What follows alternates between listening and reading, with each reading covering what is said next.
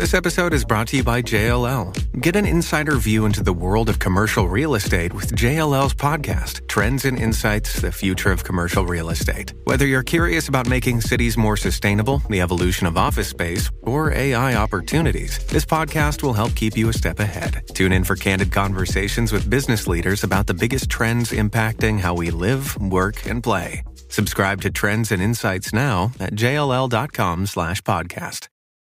This is Optimal Living Daily, episode 3063, 5 Better Ways to Measure Your Life by Lisa Avellan with becomingminimalist.com.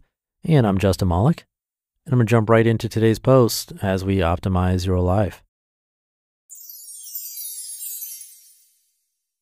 5 Better Ways to Measure Your Life by Lisa Avellan with becomingminimalist.com. This world is obsessed with measuring up.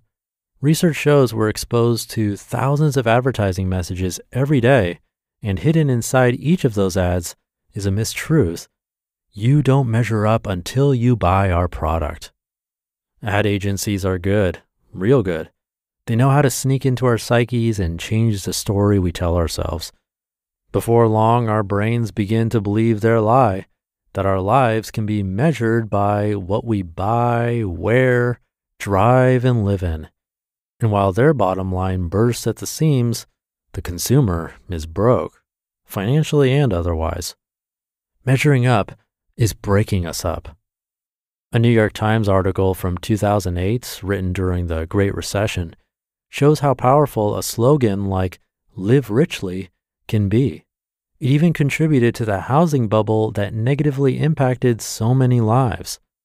Sendhil Mullainathan, an economist at Harvard who has studied persuasion in financial advertising, said, quote, "It's very difficult for one advertiser to come to you and change your perspective, but as it becomes socially acceptable for everyone to accumulate debt, everyone does," end quote. Everyone does it, so that makes it okay. As a culture, we begin to measure our lives by the things we can buy because others are buying it too. The simple life is not immune to these advertisements, and we aren't immune to the struggle of measuring our life by standards that contradict the way of simplicity. The nature of today's world, being in constant reach of advertising through screens and print, demands our intentionality of focus on the true measures of life. Designing a simple life invites us to measure our lives differently. We realize as we pare down that we don't have to keep up.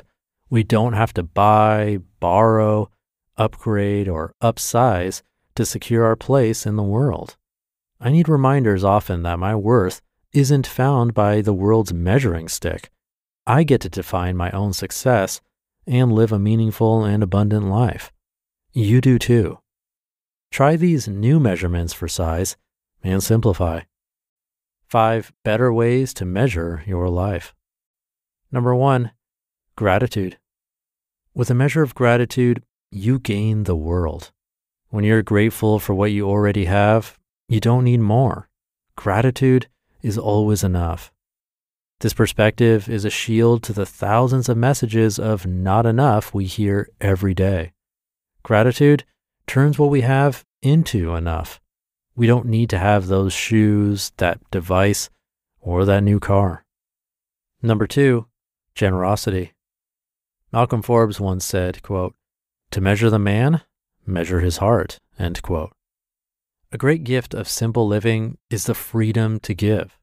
The infinite freedoms available when we design a life of less allows for infinite ways to be generous.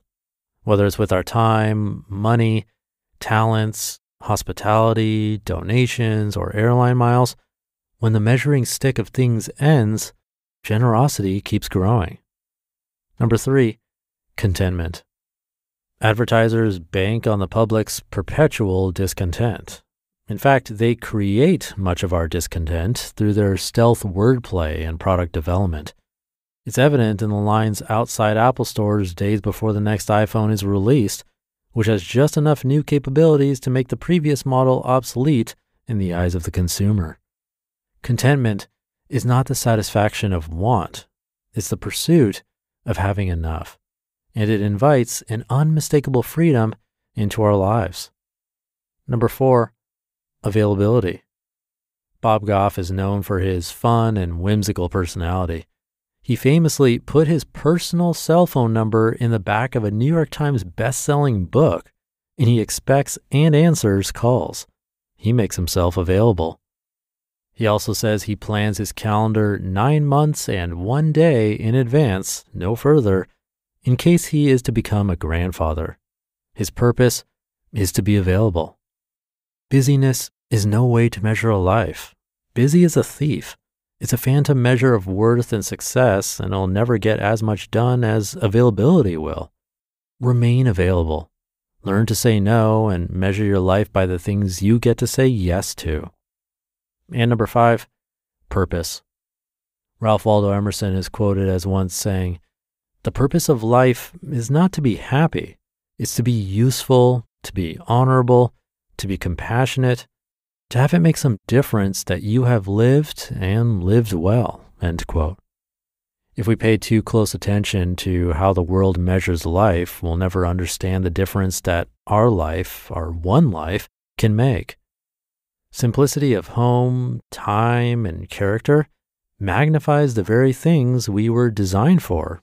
It points us to the significance of who we are. We are purposed for much more than our net worth and closet size. Simplify and live well. The Great Recession of 2008 changed us. More and more people are looking for a new way, a simple way to live. As advertisers revamp their messages toward this post-recession culture, we can redefine the measure by which we live. It helps us to remember the best things in life can't be pitched in 30-second ads. You just listened to the post titled 5 Better Ways to Measure Your Life by Lisa Avellan with becomingminimalist.com, and I'll be right back with my commentary. TIAA is on a mission. Why? Because 54% of Black Americans don't have enough savings to retire.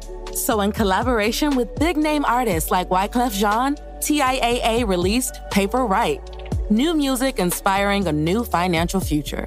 With 100% of streaming sales going to a nonprofit that teaches students how to invest. Stream Paper Right now and help close the gap.